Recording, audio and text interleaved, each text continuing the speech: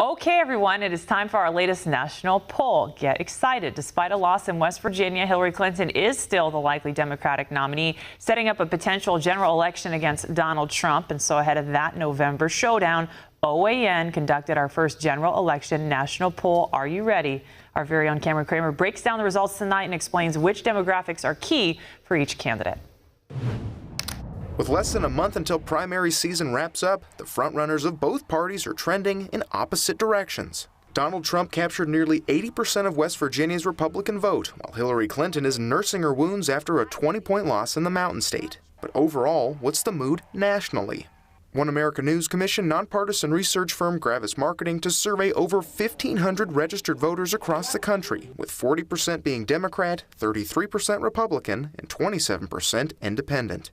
Despite a slightly higher number of Democratic respondents, this race couldn't be closer. Clinton leads Trump by just 2 percentage points, 51 to 49%, well within the poll's 2.5% margin of error.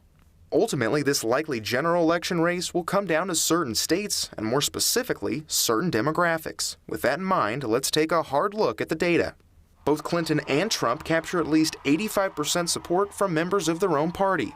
It's a blow to the notion that Trump can't consolidate Republican support following so-called never-Trump efforts. But beyond this, the real story is independent voters. 58% side with Trump, a number that could prove monumental on Election Day in some swing states. Breaking the poll down by political ideology, again the trend you would expect emerges. Conservative voters side with Trump, liberal voters with Clinton. The more left or right-leaning voters are, the more support they give a particular candidate. The dividing point is moderates. This time, Clinton gets the advantage, 54% to 46%. Ethnic background is a major dividing point as well. Asian voters side with Clinton, while the majority of Caucasian voters back Trump. But there are two other key groups, African American and Hispanic voters. Clinton runs away with the African American vote with nearly 87% support. It's not a surprise after Clinton was backed by the Congressional Black Caucus and other groups. Then there's the Hispanic vote. With immigration as a major 2016 talking point, both candidates have courted the Latino population. I'm Hispanic and I vote for Mr. Trump. We vote for Mr. Trump! Latinos make America stronger. You make America smarter. But recently, Clinton saw some backlash among Hispanic voters. She's not with us! She's not with us! As a result, our poll shows Trump as the favorite with Latino voters, 55 to 45%.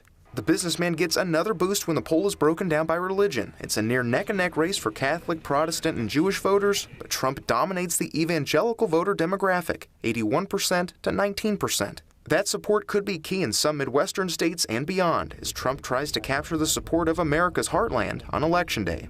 The final dividing ground is age. Clinton holds a slight 4-point lead among voters 50 and older, while Trump wins handedly with voters 30 to 49. But Clinton rebounds with young voters under 30, capturing over 60% support.